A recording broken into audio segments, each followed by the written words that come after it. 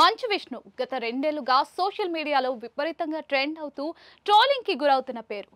Reason ఏంటో తెలియదు కానీ మంచు విష్ణు మంచి చేసినా అది ట్రోలింగ్ కి గురవుతుంది. పొరపాటున చెడు చేసినా అది ట్రోలింగ్ కి గురవుతూ ఉంటుంది. కావాలనే కొంతమంది మంచు విష్ణుని టార్గెట్ చేసి మరీ ట్రోల్ చేస్తున్నారు అన్న విషయం ఈజీగా అర్థమైపోతుంది. అయినా సరే అలాంటివి పెద్దగా పట్టించుకొని మంచు విష్ణు తన డ్రీమ్ ప్రాజెక్ట్ ని సక్సెస్ఫుల్ గా మరికొద్ది రోజుల్లోనే మన ముందుకు తీసుకురాబోతున్నారు.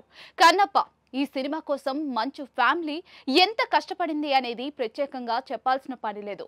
మోహన్ బాబు, మంచు విష్ణు ఎన్నో నిద్రలేని రాత్రులు గడిపి మరీ ఈ ప్రాజెక్ట్ ను ఫైనలైజ్ చేసి సక్సెస్ఫుల్ గా సక్సెస్ అందుకోవడానికి ఒక్క మెట్టు దూరంలో ఉన్నారు.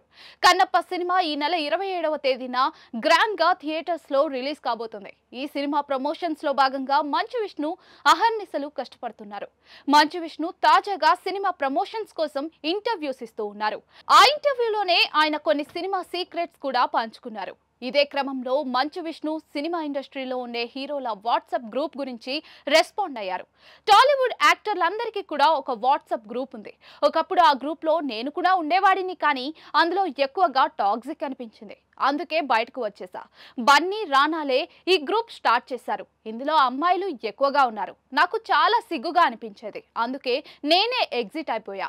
ఏమైనా పని ఉంటే నాకు డైరెక్ట్ గా మెసేజ్ చేయండిరా అని రానా, బన్నీకి చెప్పా. ఆ గ్రూప్ లో నుంచి నేను ఎగ్జిట్ అయిపోయా అంటూ చెప్పుకొచ్చారు మంచు విష్ణు. మంచు విష్ణు ఇది చాలా సరదాగా, జెన్యూన్ గా చెప్పుకొచ్చారు. కానీ కొంతమంది మాత్రం కావాలనే టార్గెట్ చేసి ట్రోల్ చేస్తూ ఉన్నారు. అమ్మాయిలు ఎక్కువగా ఉన్నారు అని చెప్పి సిగ్గుపడుతూ బయటకు వచ్చావు, మరి సినిమాలో కూడా అమ్మాయిలు ఉంటారుగా అంటూ కౌంటర్స్ వేస్తూ ఉన్నారు. మరికొంతమంది అంటే బన్నీకి, రానాకి అమ్మాయిల పిచ్చా, అందుకే వీళ్ళు గ్రూప్ స్టార్ట్ చేస్తారా అంటూ తలా తోకలేని లాజిక్ తో కావాలనే బన్నీని ట్రోల్ చేస్తూ ఉన్నారు. సోషల్ మీడియాలో ఇప్పుడు మంచు విష్ణు చేసిన కామెంట్స్ వైరల్ అవుతూ ఉన్నాయి.